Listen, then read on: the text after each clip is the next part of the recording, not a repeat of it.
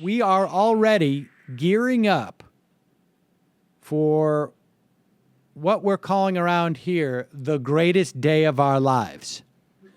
That is next Thursday, where the Republican debate will happen. Now, here's the thing.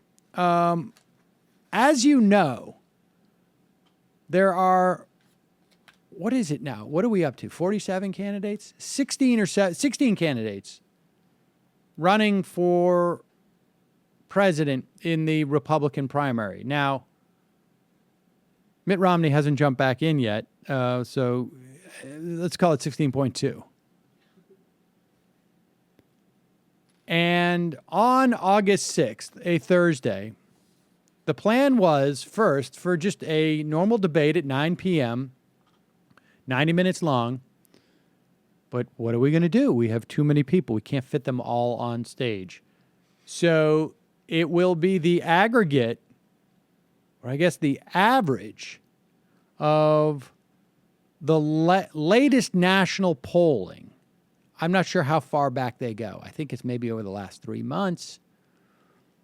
And there's some discrepancy depending on who you get the information from as to who's going to be eligible for the debates. We'll get to that in a moment. But there will be a kids' table. So the adults, well, let's be honest. There's basically an elementary school table and a tweeners table. The tweeners go at 9 p.m. Those are the first 10 eligible candidates.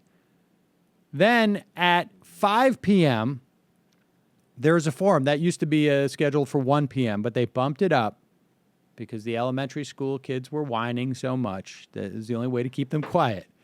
And as long as you get them to bed by 7, they'll be fine. So 5 p.m. debate or forum, 1 hour. They all take a bath. You read them a book. They'll be in bed by 7. Now, here's the thing. The elementary schoolers, they were complaining because the cutoff for that was that you needed to have 1% in the polls. And it turns out like half of them didn't even have that. So they have now blown that away, meaning that Carly Fiorina, George Pataki, and yes, Lindsey Graham, that phone destruction artist, will now be included in the kids' table debate or forum.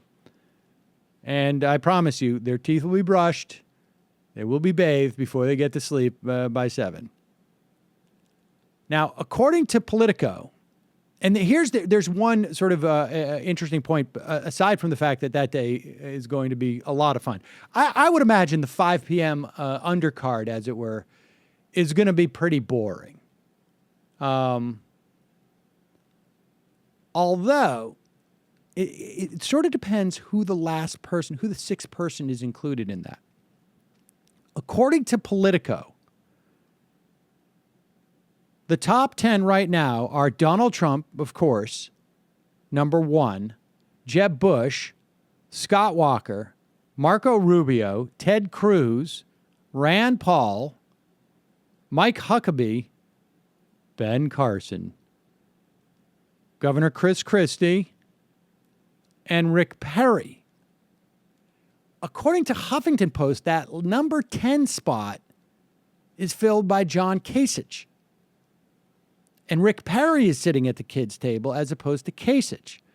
According to Politico, the undercard includes Kasich, Rick Santorum, Bobby Jindal, Fiorina, Pataki, and Graham. So that's going to be fascinating to see where Kasich is. Because I still contend, I think it's unlikely, because even if you get into that debate, 90 minutes divided by 10, assuming the moderators say some things, you're only talking about 8 minutes of talking time, and Trump is going to take about 15 or 20. Kasich, I still contend, is really the only, is the most threatening of Republicans. And I think Kasich is probably would be the one who really could go toe-to-toe with Trump on some level.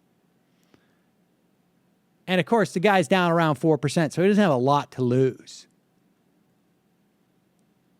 Here's another fascinating statistic from Politico. I'm going to give you the hour-by-hour breakdown of how much time the Republican candidates have had on Fox News. This is from Politico, the hour-by-hour breakdown. Very interesting. These are, this is a tally of the total combined Fox News Channel and Fox Business Network appearances. Or this isn't by hours, this is by the number, okay, I should say. Some of these, though, I mean, Trump, I think, probably on Fox Business News for an hour. But, you know, there's literally about 6,000 or 7,000 people, I think, who watch Fox Business News. They just all drive nice cars, so there's some ad revenue there. All right, number one, Rand Paul, 35